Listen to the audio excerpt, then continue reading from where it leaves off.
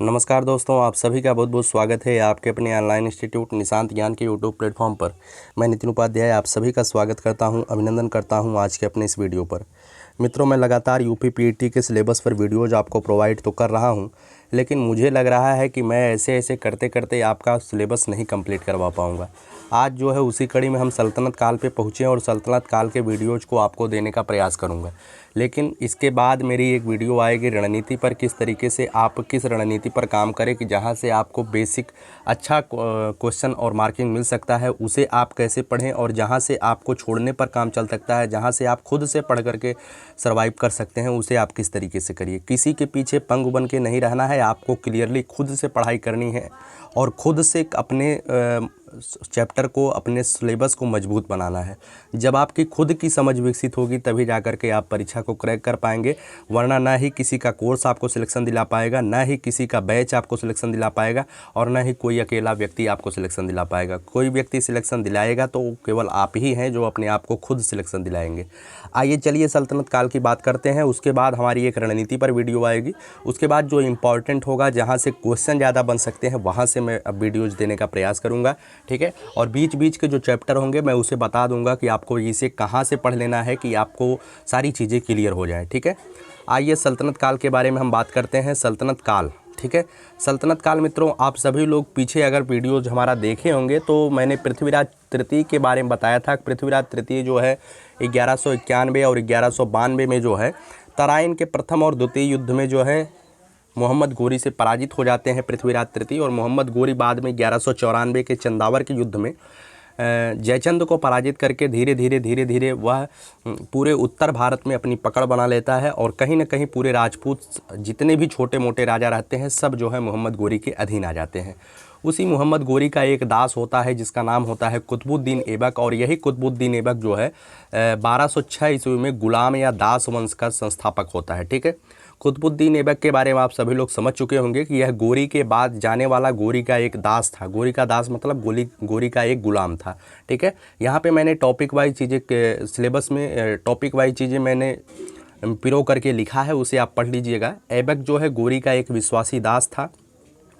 यह जो है एक तुर्क जनजाति का था, यह जो है न ही अरबी था, यह एक तुर्क जनजाति का था, ठीक है। इसके बाद लिखा गया है बचपन में निसापुर के एक काजी के दास के रूप में खरीदा गया था, ठीक है। निसापुर में बचपन से ही इसके माता पिता के बारे में पता ही नहीं था इसके माता पिता कौन थे। कोई खरीदा, उसके बाद इसे जो है गुलाम खुद मोहम्मद गोरी ने खरीदा था।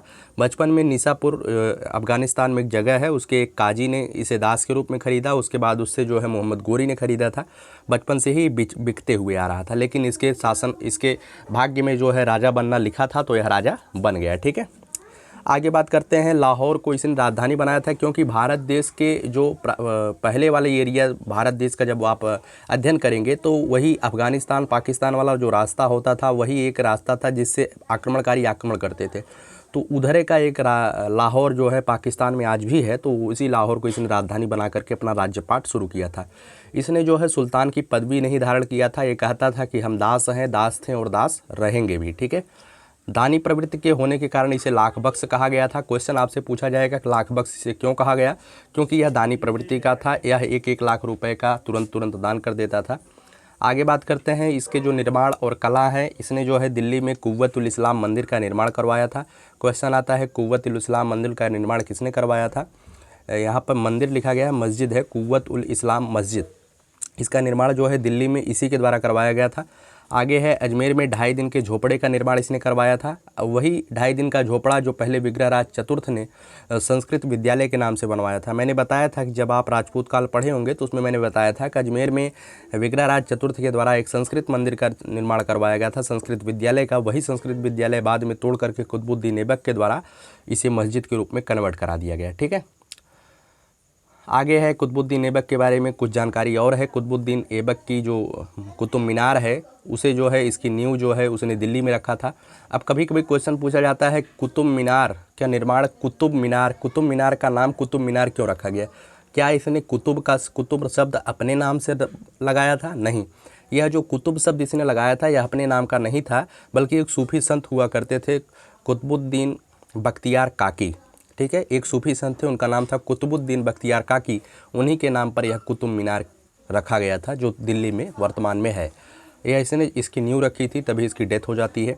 चौगान खेलते समय इसकी मृत्यु हो जाती है। चौगान जो है घोड़े पर बैठ करके पोलो की तरह खेला जाता है, और उसी खेलते समय इसकी मृत्यु हो गई थी गिर करके। इसे जो है उसके बाद आगरा में दफनाया गया था। ठीक है, इसके बारे में जो इम्पोर्टेंट जानकारी थी यही थी। कुव्वतुल इस्लाम मस्जिद का निर्माण किसने करवाया था, कुतुब मीनार की नींव किसने रखी थी, या कुतुब मीनार को किसके नाम से जाना जाता है, तो कुतुबुद्दीन बख्तियार काकी के नाम से। कुछ लोग डायरेक्टली कुतुबुद्दीन ऐबक लगा देते हैं। 1210 में पोलो खेलते समय इसकी मृत्यु हो गई थी। आगे कुछ दिनों के लिए एक व्यक्ति राजा बनता है जिसका नाम होता है आराम शाह। आपसे क्वेश्चन पूछा जाएगा कि कुतुबुद्दीन ऐबक और इल्तुतमिश के बीच में थोड़े से कार्यकाल के लिए राजा कौन बना था, तो आराम शाह था। और आराम शाह की हत्या जो है इल्तुतमिश जो है करवा देता है। बाद में जो है शमसुद्दीन इल्तुतमिश थोड़े ही महीनों के लिए राजा होता है, आराम शाह ज़्यादा से ज़्यादा 2-3 मंथ के लिए। उसके बाद शमसुद्दीन इल्तुतमिश जो है आराम शाह की हत्या करवा करके गद्दी पर बैठता है। और इसी इल्तुतमिश के बारे में ज़्यादा जानकारी आपको लेनी है, क्योंकि इल्तुतमिश बहुत ही इंपॉर्टेंट शासक हुआ है इस पूरे सल्तनत काल में। तो शमसुद्दीन इल्तुतमिश जो है 1210 में जब राजा बनता है, इसके बारे में जानकारी है खलीफा से सुल्तान की पदवी इसने धारण किया था। इससे पहले वाला जो शासक था उसने सुल्तान की पदवी नहीं धारण किया था, बस वैसे ही राज्य कर रहा था। इसने जो है खलीफा से सुल्तान की पदवी धारण किया। अब खलीफा कौन होता था? खलीफा मित्रों वह होता था जैसे जब मोहम्मद पैगंबर साहब की मृत्यु हो जाती है, तो मृत्यु होने के बाद उनके जो बाद के उनके अनुयायी होते हैं, जो उनके अनुयायियों में नेता होते हैं, उन्हें खलीफा बोला जाता था। खलीफा के बारे में आप मोटी मोटा इसी तरीके से जानकारी रखिएगा कि पैगंबर साहब की मृत्यु के बाद जो इस्लाम धर्म के जननेता होते थे, इस्लाम धर्म के धर्म नेता होते थे, मुख्य धर्म नेता, उन्हें खलीफा कहा जाता था। ठीक, आगे बात करते हैं। गुलाम वंश का इसे वास्तविक संस्थापक माना जाता है, क्योंकि इसने जो है अपने आप को सुल्तान की पदवी धारण किया। आगे है, इसने राजधानी को पहले कुतुबुद्दीन ऐबक कहाँ राजधानी बनवाया था, तो उसने बनवाया था लाहौर। इसने जो है राजधानी को दिल्ली लेकर आया। इक्ता प्रथा का चलाया। इक्ता प्रथा क्या होता है? भू राजस्व से संबंध रखता है इक्ता प्रथा। तो इक्ता प्रथा की शुरुआत किसने किया था? तो इल्तुतमिश ने किया था। आगे तुर्कान चहलगानी की स्थापना इसने किया था। तुर्कान चहलगानी का मतलब होता है इसमें जो है 40 सरदारों का एक समूह होता है, जिसके माध्यम से आसपास के क्षेत्रों में शासन किया जाता है। तुर्कान चहलगानी की स्थापना इसने करवाया था। 40 सरदारों का एक समूह होता है। ठीक है, इसने जो है शुद्ध अरबी सिक्कों का संचालन करवाया था। इसने शुद्ध अरबी सिक्कों का संचालन करवाया। मतलब कि चांदी के जो सिक्के होते थे उसे टंका बोला जाता था। क्वेश्चन आता है कि इल्तुतमिश के चांदी के सिक्कों को क्या कहा जाता है? टंका कहा जाता है। और जो तांबा का सिक्का होता है इल्तुतमिश का, उसे जीतल कहा जाता है। ठीक है, इल्तुतमिश का ये महत्वपूर्ण क्वेश्चन आता है कि इल्तुतमिश ने जो है जो चांदी का सिक्का चलवाया तो उसे क्या कहा गया? टंका कहा गया। जो तांबा का सिक्का चलवाया उसे जीतल कहा गया। ठीक है, इसने जो है कुतुब मीनार का जो न्यू कुतुबुद्दीन ऐबक रख के गया था, उस कुतुब मीनार के निर्माण कार्य को इसने पूर्ण करवाया था। आगे जो है इल्तुतमिश का एक पुत्र होता है जिसे रुकनुद्दीन फिरोज शाह कहते हैं। इल्तुतमिश की मृत्यु के बाद 1236 ईस्वी में रुकनुद्दीन फिरोज शाह शासक बनता है।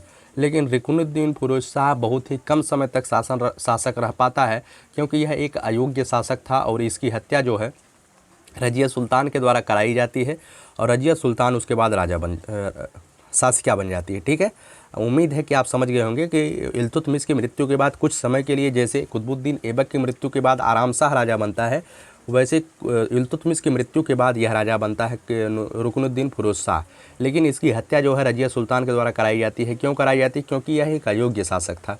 रजिया सुल्तान जो है वही रजिया सुल्तान जिसे कहा जाता है कि यह पूरे सल्तनत काल की या पूरे भारत देश की प्रथम मुस्लिम शासिका हुई थी, जो पूरे भारत देश को एक साम्राज्य में बांधने का प्रयास की।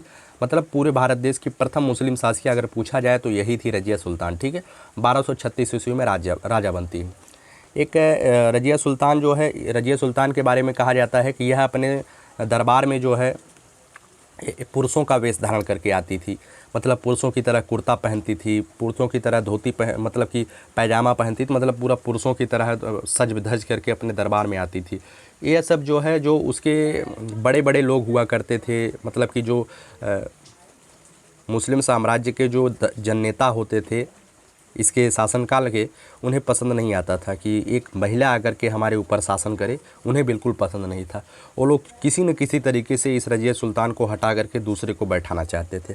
अभी रजिया सुल्तान जो है राजा अभी बनी थी कि एक व्यक्ति था जिसका नाम था याकूत। क्या नाम था? याकूत। याकूत जो है याकूत से रज़िया सुल्तान का प्रेम संबंध बन जाता है। अब याकूत से जब रज़िया सुल्तान का प्रेम संबंध बन जाता है तो धीरे धीरे जब प्रेम संबंध एकदम अपने ऊंचाइयों पर चला जाता है तो रज़िया सुल्तान याकूत को जो है असुसाला का हेड बना देती है। और याकूत के बारे में बात करें तो याकूत एक जो है निम्न कोटि का एक निम्न जाति का मुसलमान हुआ करता था। तो उसे और भी लोग पसंद नहीं करते थे कि रज़िया सुल्तान एक साज़िया होकर के उससे प्रेम करने लगे। याकूत थोड़ा सा सुंदर हो रहा होगा तो रज़िया सुल्तान उससे प्रेम करती थी। याकूत को जब असुसाला का हेड बना दिया जाता है तो इससे और लोग नाराज़ हो जाते हैं। तो लोग जब नाराज़ हो जाते हैं तो अल्तुनिया, एक भटिंडा का शासक होता है जिसका नाम था अल्तुनिया, अल्तुनिया को लोग निमंत्रण दे देते हैं कि आओ इस पर आक्रमण कर दो और रज़िया सुल्तान को मार दो। अभी अल्तुनिया जो है, जो भटिंडा का शासक था, वो आता है आक्रमण करके और याकूत को मार डालता है, जो वही याकूत जिससे रज़िया सुल्तान प्रेम करती। लेकिन अब रज़िया सुल्तान खुद एक कूटनीतिक परिचय देती है, जहाँ जैसे ही याकूत मारा जाता है उसने अल्तुनिया से ही शादी कर लेती है। रज़िया जो है उसी अल्तुनिया से प्रेम करने लगती है। जब अल्तुनिया पकड़ कर ले जाता है रज़िया सुल्तान को, रज़िया सुल्तान जो है अल्तुनिया को अपने प्रेम मोह में बांध लेती है और अल्तुनिया से ही रज़िया सुल्तान उससे शादी कर लेती है। ठीक है, तो कूटनीतिक परिचय है कि याकूत के मरने के बाद अगर चाहती तो ये छत विक्षत हो जाती और अपने शासन को समाप्त करा सकती थी, लेकिन इसने कूटनीतिक परिचय देते हुए अल्तुनिया से ही विवाह कर लिया, प्रेम मोह में बांध लिया उसे। अब अल्तुनिया इसका हो गया। आगे बाद में बात करते हैं कि बहराम शाह नाम का एक व्यक्ति होता है जिसने 1240 में रज़िया और अल्तुनिया दोनों की हत्या करवा देता है। इतनी बात याद रखिएगा। ठीक है, बहराम शाह बाद में रज़िया सुल्तान की हत्या करवाता है। क्वेश्चन पूछा जाता है रज़िया सुल्तान की हत्या किसने करवाया था? बहराम शाह ने करवाया था। अब कुछ दिनों के लिए 1240 से 42 तक बहराम शाह जब हत्या करवाता है तब अपने आप को राजा घोषित करता है। उसके बाद एक व्यक्ति आता है अलाउद्दीन महमूद, ये चार सालों तक राजा होता है। उसके बाद नसीरुद्दीन महमूद राजा होता है। ठीक है, तो इसके बारे में बहुत ज़्यादा जानकारियाँ नहीं हैं, लेकिन थोड़ी बहुत जानकारी आप रखिएगा कि बहराम शाह, अलाउद्दीन महमूद और नसीरुद्दीन महमूद। नसीरुद्दीन महमूद जब राजा बनता है यहीं से प्रारंभ होती है बलबन के इतिहास की कहानी। जो बलबन के बारे में आप समझते होंगे वही बलबन 1266 में गयासुद्दीन बलबल जो है राजा बनता है। और बलबन के बारे में एक जानकारी ये है कि जब नसीरुद्दीन मोहम्मद राजा बनता है तो बलबन एक सरदार हुआ करता था। सरदार का मतलब एक राज्य का एक बेसिक सा सरदार होता था। लेकिन 1249 में उसने क्या किया कि 1249 में बलबन ने अपनी पुत्री का विवाह सुल्तान नसीरुद्दीन से कर दिया। अब पूरे दरबार का क्या हो गया? पूरे दरबार का एक माना जाना व्यक्ति हो गया कि हमारी बेटी जो है यहाँ की रानी है, महारानी है। ठीक है, तो 1249 में पहले अपनी पुत्री का विवाह करवाया। उसके बाद जो है 1249 में पुत्री के विवाह करवाने के कुछ दिनों के बाद ही 1265 में मरवा दिया। किसे? नसीरुद्दीन महमूद को मरवा ही दिया। उसके बाद ये राजा हो जाता है। 1266 में राजा हो जाता है। ठीक है, 1266 में राजा होने के बाद रक्त और लौह की नीति अपनाता है। रक्त और लौह की नीति का मतलब यह निरंकुश था या किसी को कुछ मानता नहीं था। तो याद रखिएगा, रक्त और लौह की नीति किसने चलवाया था? गयासुद्दीन बलबन ने चलवाया था। ठीक है, देवतों का सिद्धांत यहाँ पर लिखा गया है देवतों, लेकिन आप ध्यान रखिएगा देवत्व का सिद्धांत। देवत्व के सिद्धांत को माना। देवत्व के सिद्धांत का मतलब इसने अपने आप को जिल्ले अल्लाह कहा। जिल्ले अल्लाह का मतलब इसने कहा कि मैं देवता का प्रतिबिंब हूँ, मैं अल्लाह का प्रतिबिंब हूँ, मैं किसी को कुछ नहीं समझता हूँ। इसी को देख करके यह जो है निरंकुशता का सिद्धांत चलाया कि राजा के मन में जो आएगा वो करेगा, क्योंकि राजा जो है ईश्वर का प्रतिबिंब होता है, अल्लाह का प्रतिबिंब होता है। तो जो करेगा वह एक तरीके से समझ लीजिए अल्लाह ही करेगा। ठीक है, जो इल्तुतमिश के द्वारा तुर्कान चहलगानी चलाया गया था उसे यह समाप्त कर देता है। तुर्कान चहलगानी को किसने समाप्त किया? तो गयासुद्दीन बलबन ने समाप्त किया। गयासुद्दीन बलबन जो है सिजदा और पैबोस प्रथा लागू करता है। सिजदा का मतलब क्या होता है कि आप जैसे ही दरबार में आएंगे कोई भी व्यक्ति वो जो है झुक करके राजा को सलाम करेगा। पैबोस का मतलब ये होता है कि जब राजा के पास आप आएंगे तो झुक करके राजा के कदमों को चूमेंगे। ठीक है, सिजदा और पैबोस प्रथा यही थी और इसे किसने प्रारंभ किया था? गयासुद्दीन बलबन। एक फारसी त्यौहार होता है जो नौरोज होता है, इसका प्रारंभ भी इसने करवाया था। और इसी के शासनकाल में मंगोलों का आक्रमण होता है, जिसकी रक्षा जो है गयासुद्दीन बलबन बहुत दृढ़तापूर्वक करता है। तो मंगोलों के आक्रमण की रक्षा कौन करता है? तो बलबन करता है। इसके शासनकाल में बहुत ही ज़्यादा बार आक्रमण होता है। आगे बात करते हैं, सैन्य विभाग की इसने स्थापना करवाता है जिसका नाम होता है दीवाने अर्ज। ठीक है, दीवाने अर्ज की स्थापना भी करवाता है। आगे है अमीर खुसरो और अमीर हसन। अमीर खुसरो के बारे में आप जानते होंगे। अमीर खुसरो के बारे में अगर आप जानते हैं तो अमीर खुसरो की एक कृति बताइएगा कि कौन सी उसकी कृति है, मतलब उसकी रचना कौन सी है। और अमीर हसन, ये दोनों जो है इसके दरबारी कवि हुआ करते थे बलबन के। ठीक है, बलबन के बारे में जो जानकारी थी बिल्कुल बेसिक सी इतनी ही जानकारी थी कि बलबन के समय मंगोलों का आक्रमण प्रारंभ होता है। सिजदा और पैबोस प्रथा इसने लागू किया। लौह रक्त और लौह की नीति प्रारंभ की। 1266 में राजा बन जाता है। उसके बाद जो है काफ़ी कुछ जानकारियां हैं जो मैंने आपको दिया, बस इतनी ही जानकारी आपको जाननी है और इतने से ही क्वेश्चन फंसेगा, ज़्यादा नहीं पढ़ना आपको। आगे सल्तनत काल का इस गुप्त मतलब कि अंतिम शासक कौन होता है इसका गुलाम वंश का, तो उसका नाम है कैकुबाद। कैकुबाद जो है 1287 से 1290 तक राजा होता है और यही इस वंश का अंतिम शासक होता है। ठीक है, इसके बीच में काफ़ी लोग राजा होते हैं बीच बीच में जो है, लेकिन सबका नाम मैंने दिया है। ठीक है, तो कैकुबाद क्वेश्चन आपसे पूछा जाएगा इसका गुलाम वंश का अंतिम शासक कौन था, तो कैकुबाद था। ठीक है, तो चलिए आगे जब गुलाम वंश समाप्त हो जाता है तो उसके बाद एक वंश और आता है जिसका नाम होता है खिलजी वंश। ठीक है, 1290 से 1320 तक बिल्कुल 30 वर्ष का शासन होता है खिलजियों का। तो खिलजियों ने 30 वर्ष के शासनकाल में क्या तहलका मचाया था उसके बारे में बहुत ही ज़्यादा नॉलेज आपको रखनी चाहिए, क्योंकि एक खिलजी वंश का शासक होता है अलाउद्दीन खिलजी, जिससे बहुत ही अच्छे मात्रा में क्वेश्चन आपकी परीक्षा में पूछे जाते हैं। लेकिन मैं 2-3 पॉइंट आपको बताऊंगा जहां से बिल्कुल क्वेश्चन आएंगे और वही क्वेश्चन आपकी परीक्षा में आएंगे, उससे अधिक उससे बाहर कुछ भी नहीं आएगा। ठीक है, सबसे पहले खिलजी वंश का संस्थापक कौन था? जलालुद्दीन फिरोज खिलजी। क्या नाम था? जलालुद्दीन फिरोज खिलजी। 1290 में किलेखरी महल में इसका राज्याभिषेक होता है। कोई भी इंपॉर्टेंट नहीं, लेकिन ध्यान रखिएगा किलेखरी महल में इसका राज्याभिषेक होता है। और 1296 में जलालुद्दीन फिरोज खिलजी खुद तो नहीं जाता है, लेकिन इसका एक भतीजा होता है जिसका नाम था अलाउद्दीन। अलाउद्दीन को जो है देवगिरी, दक्षिण में एक देवगिरी स्थान है जहाँ पर यादव वंश के शासक रामचंद्र देव राजा हुआ करता था, वहाँ पे जो है अभियान के लिए भेजता है और अलाउद्दीन जो है देवगिरी जाता है और रामचंद्र देव को पराजित करके ढेर सारा सोना चांदी लेकर के वापस आता है। और जो सोना चांदी होता है यह ज़्यादा खुद मतलब कि उसमें से ज़्यादा हिस्सा रख लेता है, थोड़ा सा हिस्सा जलालुद्दीन फिरोज खिलजी को देता है। और यहाँ पर इसे लगता है कि जलालुद्दीन फिरोज खिलजी जब राजा होता है तो इस समय इसकी आयु 70 वर्ष होती थी। ठीक है, अब 70 वर्ष का आदमी क्या राजा रहेगा? इसे समझ में आया कि चाचा को मार देते हैं, क्योंकि यह जलालुद्दीन फिरोज खिलजी इसके चाचा लगते हैं। चाचा को मार देते हैं। जब एक अभियान में हमने इतना कुछ पा लिया तो आगे आने वाले अभियान में तो और ज़्यादा हमें मिलेगा। इसे जब यह देवगिरी अभियान पे गया तो इसे लालच हो गया और वापस आकर के किसे अपने चाचा को मरवा देता है। ठीक है, उम्मीद है कि आप बेसिकली टेक्निकली समझ चुके होंगे कि किस तरीके से इसके मन में लालच आया और मार दिया इसने। ठीक, अब अलाउद्दीन खिलजी 1296 में राजा बनता है और 1296 से 1316 तक ये राज करता है। कि खिलजी वंश का सबसे महत्वपूर्ण शासक यही होता है। यह जलालुद्दीन का दामाद भी था और जलालुद्दीन का भतीजा भी था। ठीक है, क्योंकि भतीजा था और जलालुद्दीन ने अपनी पुत्री का विवाह भी इससे कर दिया था। ठीक है, इस्लाम धर्म में ऐसा होता है। ठीक, इसका वास्तविक नाम कभी कभी पूछा जाता है अली तथा गुरसप।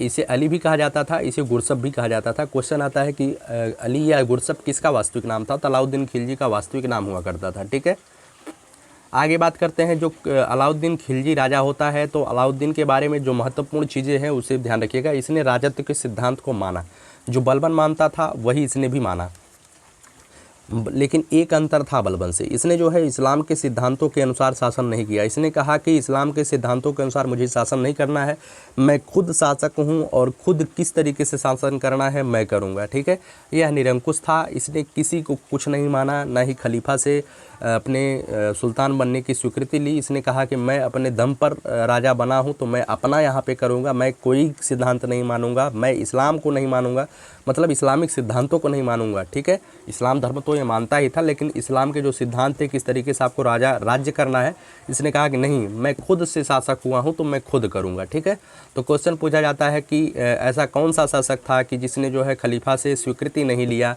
और निरंकुश हुआ, इस्लाम सिद्धांतों के अनुसार शासन नहीं किया? तो अलाउद्दीन खिलजी था। ठीक है, इसने जो है विद्रोह, इसके जब शासनकाल में इसका जब शासन मतलब कि जब राजा हुआ तो इसके बहुत से लोग जो है, क्योंकि यह अपने चाचा को मार करके शासक हुआ था। एक हत्यारा जब शासक होता है तो उसे मारने के लिए काफ़ी लोग एकत्रित होते हैं कि मतलब ये जो है हत्यारा है। ठीक है, इसने अपने खिलाफ जो विद्रोह हो रहे थे, षड्यंत्र हो रहे थे, उसको दबाने के लिए 4 प्रयास किए थे।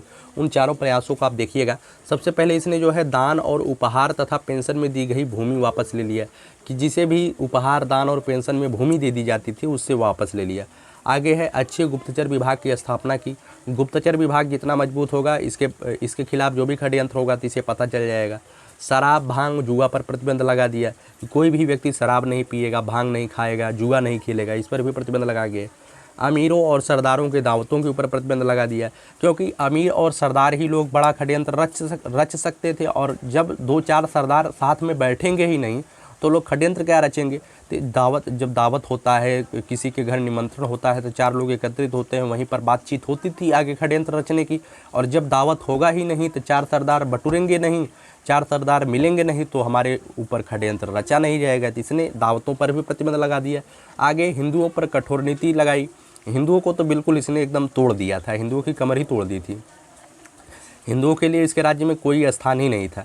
आगे इसने इसकी जो राजस्व व्यवस्था थी इसे भी थोड़ा सा मजबूत बनाया। ठीक है, राजस्व व्यवस्था में क्या किया, इसने लगान को 1/2 निर्धारित कर दिया कि 50% लगान हमें दिया जाएगा। अगर आप 2 किलो चावल उत्पन्न करते हैं तो 1 किलो हमें दीजिए, 1 किलो खुद खाइए। ठीक है, इसने जो है 2 नए कर लगाए। एक का नाम था, यहाँ पे चढ़ाई लिखा गया है, यहाँ पे चराई है। ठीक है, एक चराई कर है और एक खरी कर है। ये दोनों कर इसने लगाया था, चराई कर और खरी कर। ठीक है, तो उम्मीद है कि चराई कर किसके लिए दिया जाता है, तो पशुओं को चराने के लिए, यहाँ तक कि इसे पशुओं को चराने के लिए चराई कर लगा दिया था। तो आप समझ सकते हैं कि यह कितने मतलब कठोर नीति का पालन कर रहा था। आगे है कि इसने जो है भूमि की पैमाइश कराई। भूमि की पैमाइश का मतलब इसने सबसे पहले शुरू किया कि भाई आपको कितनी खेत मिल रहा है, कितना भूमि आपको दिया जा रहा है, तो उसको नापिए। ठीक है, इससे पहले इतना दे दिया जाता था कि आपको एक गांव दे दिया जाता है, कि आपको पूरा का पूरा गांव ही एक व्यक्ति को दे दिया जाता था। लेकिन इसने भूमि की पैमाइश करवाई और पैमाइश से पता लगाया कि दिल्ली के इर्द गिर्द जो क्षेत्र थे कि मैं आपको कितना देता हूँ, आपको कितना देता हूँ। ठीक है, तो भूमि की पैमाइश इसने करवाया था। आगे है राजस्व एकत्रित करने के लिए इसने जो है मुस्त खराज, दीवाने मुस्त खराज की स्थापना करवाई। राजस्व को एकत्रित करने के लिए एक विभाग की स्थापना कराई जिसे कहा जाता है दीवाने मुस्त खराज। ठीक है, यहाँ पर देखिएगा दीवाने मुस्त खराज। ठीक है, दीवाने मुस्त खराज की स्थापना इसने करवाई। एक विभाग था राजस्व को, और उसे जो एकत्रित करता था उसे मुस्त खराज अधिकारी बोला जाता था। समझ में आया ना आपको। चलिए आगे इसने सैनिक सुधार भी करवाया। इससे पहले जो है सैनिकों के लिए इसने बहुत सुधार करवाया। क्यों करवाया, क्योंकि यह जानता था कि मेरे ऊपर अगर षड्यंत्र रचा जा रहा है तो मैं एक न एक दिन मुझे इसका सामना करना पड़ेगा। तो इसने सैनिक सुधार करवाया। इसने जो है अस्थाई सेना, सबसे पहले सल्तनत काल में कोई अस्थाई सेना रखने वाला था तो वह अलाउद्दीन था। इसने जो है सेना को नगद वेतन देना शुरू किया, तो इससे जो है सैनिक ज़्यादा उत्साहित हुए और राजा के लिए ज़्यादा कुछ करने के लिए तत्पर हो गए। ठीक, इसने जो है सैनिकों को हुलिया लिखना शुरू करवाया। उससे पहले क्या होता, सैनिकों का कोई फ़ोटो तो चलता नहीं था, लेकिन इसने हुलिया लिखना शुरू किया। जैसे आपके बाएं सिर पर चोट के निशान है तो वो लिख देता था कि इसके बाएं सिर पर चोट के निशान है। सैनिकों को हुलिया लिखने से क्या होता था, कोई सैनिक ज़्यादा वेतन नहीं ले पाता था, कोई सैनिक कम वेतन नहीं ले पाता था, ऐसी चीज़ें होती थी। इसने उसके बाद घोड़े दागने की प्रथा की शुरुआत करवाई। घोड़े दागने का मतलब क्या है कि कौन सा घोड़ा किसका है, इसके बारे में भी इसे जानकारी होती रहती थी। ठीक है, तो अस्थाई सेना और नगद वेतन, सैनिकों का हुलिया और घोड़ा दागने की प्रथा, इसे जो है इसका सैनिक सुधार था। आगे बात करते हैं, अलाउद्दीन जो है सबसे बड़ा काम जो किया था वो बाजार नियंत्रण पे किया था। बाजार व्यवस्था, इसने मूल्य नियंत्रण प्रणाली का प्रारंभ किया। मूल्य नियंत्रण प्रणाली का मतलब क्या होता है, अगर चावल यहाँ पे 3 रुपये किलो है, पूरे मार्केट में 3 रुपये किलो ही रहनी चाहिए। अगर 3 रुपये किलो से ज़्यादा कोई व्यक्ति 4 रुपये किलो बेचता है तो वो जो है राजा से दंड का अधिकारी होगा। ठीक है, माप तोल में बेईमानी को रोक दिया। कोई भी व्यक्ति 1 किलो की जगह पे अगर 900 किलो तौलता था तो उसे जो है 100 ग्राम मांस निकाल के देना पड़ता था। जिससे लोग बहुत ज़्यादा प्रभावित हुए कि अगर भैया हम कम तौलेंगे तो 100 ग्राम मांस निकाला जाएगा, जितना कम आप तौलेंगे उतना मांस आपके शरीर से निकाला जाता था। तो ये तो बहुत ख़तरनाक चीज़ थी। तो इसलिए इसी वजह से माप तौल में बेईमानी लोग करते ही नहीं थे। आगे इसने 4 प्रकार सभी बाज़ारों को एक अलग स्थान दिया, मतलब एक मार्केट खाद्यान्न का होता था जिसमें केवल खाद्यान्न बिकते थे, गेहूँ, चावल, जौ, ये सब बिकता था। एक निर्मित वस्तु बाज़ार होता था, एक दैनिक वस्तु बाज़ार होता था, पशु गुलाम बाज़ार होता था। मतलब कि सभी बाज़ार, सभी मंडियाँ बनाई इसने कि एक ही मार्केट में सब चीज़ें नहीं मिलेंगी, सबके लिए अलग अलग मंडी होगी। तो बाज़ार व्यवस्था इसकी बहुत ही महत्वपूर्ण थी और जहाँ से क्वेश्चन आपसे ज़रूर पूछा जाता है। ठीक है, चलिए उसके बाद खिलजी वंश का जो प्रमुख उद्देश्य था अलाउद्दीन खिलजी का, उसके बारे में आप जानिएगा। यह जो है सिकंदर सानी बनना चाहता था। सिकंदर सानी का मतलब क्या है, द्वितीय सिकंदर बनना चाहता था, लेकिन बन नहीं पाया क्योंकि काफ़ी दिनों तक ये राज्य नहीं कर पाया, कुछ दिनों तक और राजा होता तो यह बन जाता। आगे है इसने जो है नवीन धर्म की स्थापना करना चाहता था, वह भी नहीं कर पाया। इसने जो है खलीफा से सुल्तान पद की स्वीकृति नहीं ली थी, अपने अपने अनुसार शासन करना चाहता था, अपने अनुसार इस्लाम धर्म को बनाना चाहता था, लेकिन यह इसमें भी सफल नहीं हुआ। यह जो है सिकंदर सानी बनना चाहता था, मतलब द्वितीय सिकंदर, विश्व विजेता की चाह रखता था, वह भी नहीं कर पाया। इसका प्रमुख उद्देश्य यही थे, लेकिन यह अपने उद्देश्यों में सफल नहीं हुआ। इसने जो है जब सेना अच्छी रखी थी तो इसने साम्राज्य विस्तार भी किया होगा। इसने गुजरात को जीता था, रणथंभौर को जीता था, बंगाल को जीता था और चित्तौड़ को जीता था। ठीक है, इसने गुजरात, रणथंभौर, बंगाल और चित्तौड़ को जीता था अपने सैनिकों को लेकर के। ठीक है, सैनिक अभियान इसके थे साम्राज्य विस्तार के क्षेत्र में। आगे है एक क्वेश्चन वेरी वेरी इंपॉर्टेंट करके ध्यान रखिएगा। गुजरात अभियान के दौरान ही इसे मलिक कफूर नाम का एक हिजड़ा प्राप्त हुआ था। मलिक कफूर क्या था? एक हिजड़ा था, और यह हिजड़ा जो है देखने में बहुत सुंदर था। इसी वजह से गुजरात अभियान के दौरान मलिक कफूर को जो है 1000 दिनार में ख़रीदा गया था। ठीक है, तो उम्मीद है कि आप समझ चुके होंगे कि मलिक कफूर क्या था। मलिक कफूर एक हिजड़ा था, बहुत ही सुंदर था देखने में। इसी वजह से जब अलाउद्दीन खिलजी गुजरात अभियान पे गया था तो इसे जो है 1000 दिनार में ख़रीदा था। इसी वजह से मलिक कफूर को 1000 दिनारी भी कह करके पुकारा जाता है। ठीक, और जब इसने जो है एक बार तो इसने जो है अपने चाचा के शासनकाल में देवगिरी पर आक्रमण किया था। बाद में 1307 ईस्वी में रामचंद्र देव पर कफूर को आक्रमण करने के लिए भेजा था। ठीक है, अब यह खुद आक्रमण करने नहीं गया था, लेकिन 1307 में मलिक कफूर गया था सेनापति बनकर के, रामचंद्र देव के विरुद्ध आक्रमण किया था। और मंगोलों ने इसके शासनकाल में 6 बार आक्रमण किया था। मंगोलों के आक्रमण को भी रोका था। दक्षिण भारत में मलिक कफूर को आक्रमण के लिए भेजा था। रणथंभौर, गुजरात, बंगाल और चित्तौड़ को जीता था। 1000 दिनार में गुजरात अभियान में मलिक कफूर को खरीदा था। क्वेश्चन यहीं से पूछा जाएगा, बिल्कुल ये सभी क्वेश्चन ही लिखे गए हैं, आप लोग इससे घबराइएगा मत। ठीक है, अलाउद्दीन खिलजी की मृत्यु जो है 1316 में हो जाती है, और 1316 में मृत्यु के बाद जो है मुबारक शाह 4 वर्षों के लिए राजा बनता है। मुबारक शाह, क्वेश्चन पूछा जाएगा कि 1316 से 1320 तक कौन राजा बनता है, तो मुबारक शाह बनता है। जो इस वंश का अंतिम शासक होता है उसका नाम होता है नसीरुद्दीन खुसरो खां। ठीक है, नसीरुद्दीन खुसरो खां जो है इसका अंतिम शासक होता है, जो कि 1320 में डेथ हो जाता है, और 1290 से 1320 तक जो खिलजी वंश होता है यहीं पर समाप्त हो जाता है। ठीक है, तो उम्मीद करता हूँ चीज़ें आपको समझ में आई होंगी। आगे जो है गुलाम वंश हो गया, खिलजी वंश हो गया, और अब 3 वंश और बच रहे हैं। ठीक है, कभी कभी आपसे क्वेश्चन पूछा जाता है सल्तनत काल के शासकों का सही क्रम बताइए, तो सबसे पहले गुलाम वंश आता है, उसके बाद खिलजी वंश आता है। ठीक है, उसके बाद तुगलक वंश आता है। कौन आता है? गुलाम, खिलजी, तुगलक, उसके बाद सैयद आता है, फिर अंत में जो है लोदी वंश आता है। ठीक है, गुलाम, खिलजी, तुगलक, सैयद, लोदी। ठीक है, गुलाम और खिलजी मैंने पढ़ा दिया, तुगलक, सैयद और लोदी आपको पढ़ाना है। एक वीडियो आपको जाएगा जो तुगलक, सैयद और लोदी के बारे में पूरी जानकारी आपको दे देगा। अब गुलाम और खिलजी का आपने यहाँ से पढ़ा तो इसका जो है ऑब्जेक्टिव बनाइएगा। ऑब्जेक्टिव आप 100% करके पाएंगे। कुछ लोग कह रहे थे भैया मैं राजपूत काल तो पढ़ा, राजपूत काल से जब मैं क्वेश्चन बना रहा था तो मुझे क्वेश्चन ही आपके वीडियो से नहीं फंसा। देखिए, जो राजपूत काल है काफ़ी बड़ा चैप्टर होता है, लेकिन राजपूत काल को मैंने शॉर्ट में टेक्निकली समझाने का आपका प्रयास किया है। अगर आपको क्वेश्चन आंसर बनाना है, ऑब्जेक्टिव तो ज़रूर बनाना है, क्योंकि ऑब्जेक्टिव क्वेश्चन ही आपसे पूछा जाएगा। तो यूपी ट्रिपल एससी पीईटी के लिए आप लोग यूपी ट्रिपल एससी घटना चक्र का ऑब्जेक्टिव लीजिए। घटना चक्र की ऑब्जेक्टिव आती है यूपी ट्रिपल एससी के संबंधित। ठीक है, आप उसे लीजिए, वहाँ से ऑब्जेक्टिव जरूर बनाइएगा। ठीक है, तो उम्मीद करता हूँ चीज़ें आपको समझ में आ रही होंगी। एक बेसिक रणनीति आपके सामने एक वीडियो जाएगा जो रणनीति पर होगा, किस तरीके से आप लोग आगे की रणनीति बनाइए कि आप जो है आगे की सफलता आपकी सुनिश्चित हो पाए, क्योंकि सिलेबस काफ़ी बड़ा है और इसे पढ़ने में काफ़ी जोर लगाना पड़ रहा है आपको, और काफ़ी मेहनत करनी पड़ रही है। तो किस तरीके से आप पूरे सिलेबस को कवर करेंगे, एक वीडियो जाएगा कि सिलेबस को कवर करिए और किसी के पीछे पंगु बन के मत रहिए। ठीक है, उम्मीद करता हूँ लाइक शेयर सब्सक्राइब आप लोग करते रहिएगा, तो मैं आपका साथ देता रहूँगा आपकी सफलता तक, और 100% पीईटी तो क्लियर करा के रहूँगा। ठीक है, बहुत बहुत धन्यवाद।